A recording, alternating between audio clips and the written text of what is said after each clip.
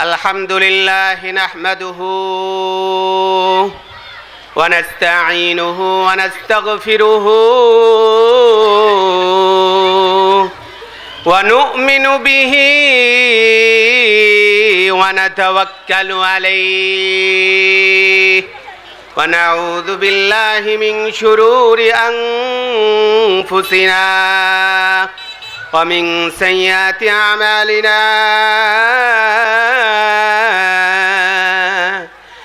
من يهده الله فلا مضل له ومن يضلله فلا هادي له ونشهد أن لا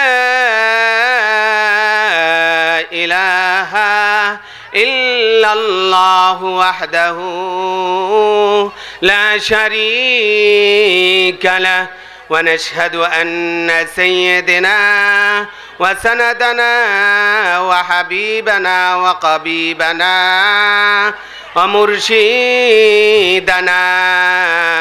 ومولانا محمدا عبده ورسوله عما بعد فقد قال الله تعالى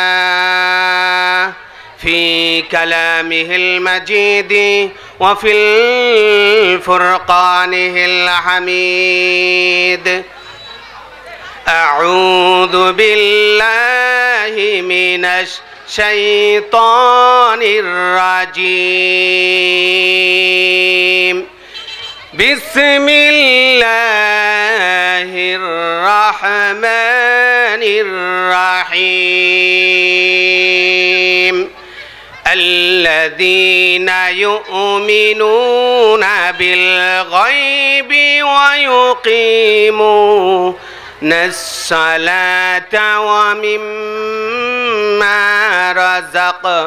رزقناهم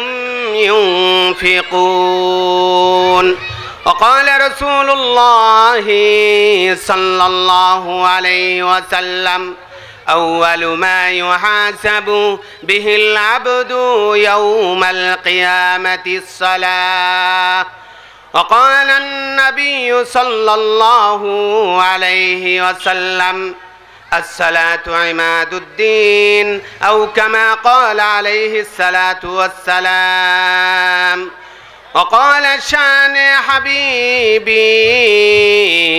إن الله وملائكته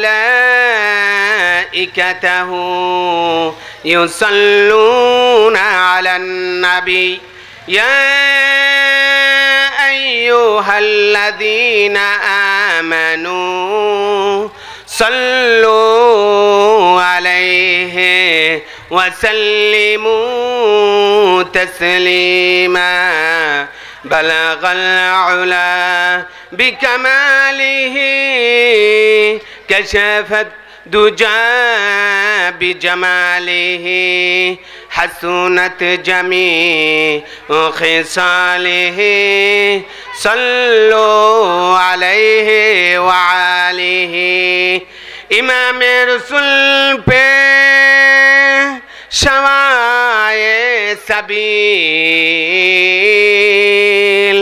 امین خدا محبت جبرائیل بلغ العلا بکماله كشف الدجى بجماله حسنت جميع خصاله صلوا عليه وعليه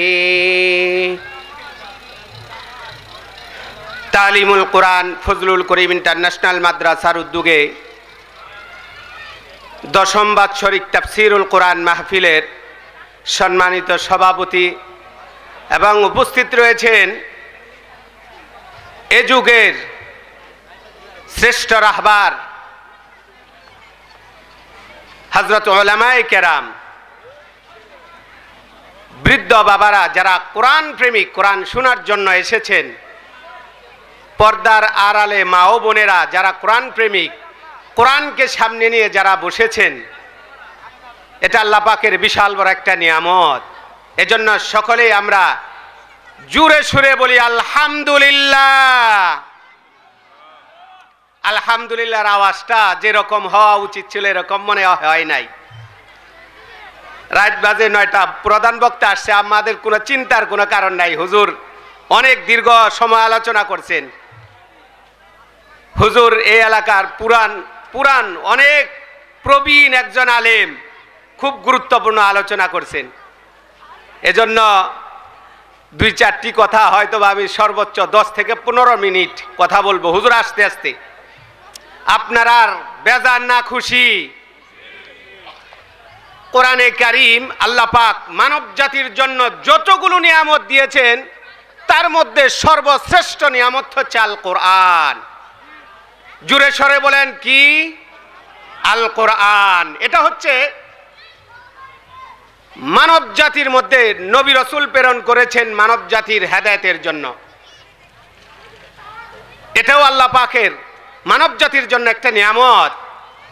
তার মধ্যে শ্রেষ্ঠ নিয়ামত হচ্ছে আল কোরআন। যতগুলো নিয়ামত দিয়েছেন এই নিয়ামতের মধ্যে সর্বশ্রেষ্ঠ নিয়ামত হচ্ছে আল কোরআন। এই কোরআনটা কার বাণী? আল্লাহর বাণী। আল্লাহ পাক যেরকম বড়, তার কোরআনটাও, তার কালামও তো সেরকম বড়, তার কথার ওজনও সেই রকম। এজন্য আবারও আমরা জুড়ে বলি, সেই কোরআনের মাহফিলে এসেছি, সকলে বলি আলহামদুলিল্লাহ। আরো জুড়ে বলি আলহামদুলিল্লাহ।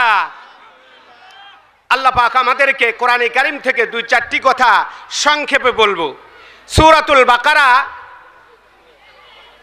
এটার একটা শানে নজুল আছে। ইহুদিরা, এই ইহুদি জাতি এই কোরআনকে মিথ্যা প্রতিপন্ন করেছিল। যখন কোরআন নাজিল হয়েছিল তাদের পরিস্থিতিতে এই সূরাতুল বাকারা নাজিল হয়েছে।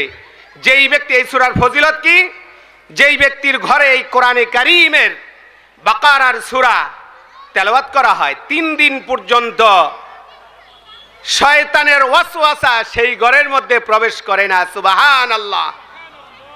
এত বড় একটা নিয়ামতের সূরা, সেই সূরা থেকে আমি একটা আয়াত তেলাওয়াত করেছি। আমি দীর্ঘ 2-4টি কথাই বলবো। আল্লাযীনা ইউমিনুনা বিল গায়ব ওয়া ইউকিমুনাস সালাতা ওয়া মিম্মা রাযাকনাহুম ইউনফিকুন। যারা অদৃশ্যের উপর বিশ্বাস স্থাপন করেছে, নামাজ কায়েম করেছে, আল্লাহর রাস্তায় দান করে, আল্লাহ রাব্বুল আলামিন তাদের জন্য বিশাল বড় নিয়ামত দান করেন। সুবহানাল্লাহ। অদৃশ্যের উপর যারা বিশ্বাস স্থাপন করেছে, আল্লাযীনা ইউমিনুনা বিল গায়ব, আল্লাহকে দেখা যায় না, তার সৃষ্টি সম্পর্কে, তার সৃষ্টি দেখা যায় আল্লাহ কত বড়, তার একটা ছোট্ট একটা নমুনা দেই। এই যে আমরা যে পৃথিবীতে বসবাস করি, মহাবিশ্বের তুলনায় এই পৃথিবী নামক গ্রহ সরিষার দানা খুব একটা বড় মনে হয়, খুবই ছোট। এই সরিষার দানাকে যদি 1,00,000 কোটি গুণ ভাগ করা হয় কত ছোট হবে? মহাবিশ্বের তুলনায় এই পৃথিবী নামক গ্রহটা হচ্ছে এত ছোট। সুবহানাল্লাহ। এর পরিসীমা, এইগুলো যিনি লালন পালন করেন তিনি কত বড়, তার বর্ণনা করে শেষ করা যাবে না। এজন্য আল্লাহ প্রতি বিশ্বাস আমাদের করতে হবে। সর্বপ্রথম হচ্ছে মুমিনদের গুণ হচ্ছে আল্লাহর প্রতি বিশ্বাস স্থাপন করতে হবে। আল্লাহর প্রতি বিশ্বাস যদি না থাকে তাহলে আপনি যতই আমল করেন এর কোনো ভিত্তি হবে না। আপনি কালেমার প্রতি যদি বিশ্বাস না থাকে আপনি যতই আমল করেন এটার কোনো গুরুত্ব নাই। আল্লাযীনা ইউকিমুনাস সালাত, আল্লাহ রাব্বুল আলামিন বলেন, বান্দারে তুমি যখন কালেমা পড়েছ সাথে সাথেই যেই ব্যক্তি সর্বপ্রথম কালেমা পড়ল তার জন্য সর্বপ্রথম ইবাদত হচ্ছে নামাজ কায়েম করা। তার মধ্যে সর্বপ্রথম হচ্ছে কালেমার পরেই হচ্ছে নামাজ। নামাজের কথা আল্লাহর রসুল বিশ্বনবীজি বারবার বলেছেন, নামাজের কথা বলেছেন। এই নামাজের গুরুত্ব সম্পর্কে দুই চারটি কথা বলবো। কালেমা পড়েছেন, যেই ব্যক্তি আজকে কালেমা পড়েছে তার জন্য যদি জোহরের আগে পড়ে তাহলে জোহরের নামাজ পড়া তার জন্য ফরজ। আল্লাযীনা ইউকিমুনাস সালাত, আকামা ইউকিমু, নামাজ কায়েম করো, নামাজ কায়েম করো। বিশ্বনবীজি যখন অসুস্থ, বিশ্বনবীজি যখন মুমূর্ষু অবস্থায় বিছানায় পড়ে আছেন, এমন অবস্থায় সাহাবীদেরকে বলেছেন, ডেকে বলেছেন, চোখের পানি দরদর করে বের হচ্ছে বিশ্বনবীজির। সাহাবায়ে কেরামদেরকে বলেছেন, আসসালাত আসসালাত, আমার সাহাবীরা নামাজ ছেড়ে দিও না, নামাজ কায়েম করো, নামাজ কায়েম করো। এই নামাজের কথা বিশ্বনবীজি বারবার বলেছেন, মুমূর্ষু অবস্থায় নামাজের কথা বলেছেন। আজকে নামাজ নিয়ে আমরা গাফেল। কোথায় আমরা নামাজ পড়ি?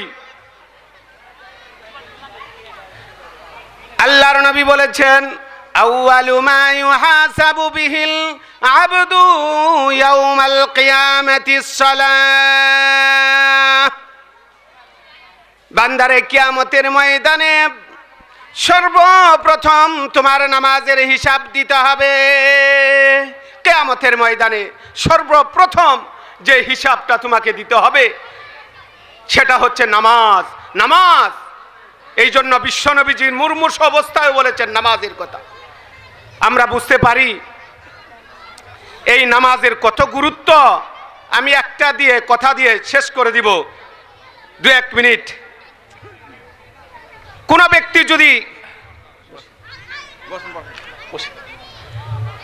ব্যক্তি যদি এক ওয়াক্ত নামাজ না পড়ে, 80 হুব্বা তাকে জাহান্নামে জ্বলতে হবে। 80 হুব্বা, কি রকম অবস্থা! আর যদি 1 ওয়াক্ত নামাজ কাজা করে 1 হুব্বা জাহান্নামে জ্বলতে হবে। এই 1 হুব্বার পরিমাণ কতটুকু? 2,88,00,000 বছর তাকে জাহান্নামে জ্বলতে হবে। নাউজুবিল্লাহ, এত বড় শাস্তির কথা। তাহলে বুঝতে পারি যে ব্যক্তি সপ্তাহে 1 দিন নামাজ পড়ে, জুমার দিন, সেই ব্যক্তিও বেনামাজি। যেই ব্যক্তি বছরে 2 দিন নামাজ পড়ে সেই ব্যক্তিও বেনামাজি। আর যেই ব্যক্তি 4 ওয়াক্ত নামাজ পড়ে, ফজরের নামাজ পড়ে না, সেই ব্যক্তিও বেনামাজি। এদেরও জাহান্নামে যেতে হবে। তারা সকলেই বেনামাজি। 1 ওয়াক্ত নামাজ যে ব্যক্তি পড়ল না সেই ব্যক্তিও জাহান্নামে। আমি একটা উদাহরণ দিয়ে শেষ করে দিব। একটা ছাত্র 10টা সাবজেক্টের মধ্যে যদি 9টা সাবজেক্টের মধ্যে ফেল করে, একটাই পাস করলো, সেই ছাত্রটাও ফেল। আর যেই ছাত্রটা 9টায় পাস করলো, একটাই ফেল করলো, সেই ছাত্রটাও ফেল, উপরে উঠতে পারবে না। এজন্য ভাইরা, বাবারা আমার, যেই ব্যক্তি 1 ওয়াক্ত নামাজ না পড়লো, এই 1 ওয়াক্ত নামাজ না পড়ে যদি মৃত্যুবরণ করে, তাকে 80 হুব্বা জাহান্নামে খেটে তারপরে জান্নাতে যেতে পারবে। এজন্য যেই ব্যক্তি এই জিনিসগুলো বুঝে না, তার অন্তর নষ্ট হয়ে গেছে। এজন্য ভাই, নামাজ আমরা পড়বো, নামাজ ছেড়ে দিব না। বিশ্বনবীজি বারবার বলেছেন নামাজ। আমার সাহাবীরা, নামাজ পড়ো, নামাজ ছেড়ে দিও না। বান্দার প্রতি, আল্লাহর প্রতি সবচেয়ে নিকটবর্তী জায়গা হচ্ছে নামাজ। এজন্য নামাজকে আমরা ছাড়বো না। এজন্য আমাদের প্রধান বক্তা আসছেন, এজন্য আপনাদের কিছু সময় নষ্ট করলাম। আল্লাহ পাক আমাদেরকে নামাজের গুরুত্ব সহকারে পড়ার তৌফিক দান করুক। সকলে বলি আমিন। ওয়া আখির দাওয়ানা আনিল হামদুলিল্লাহি রাব্বিল আলামিন।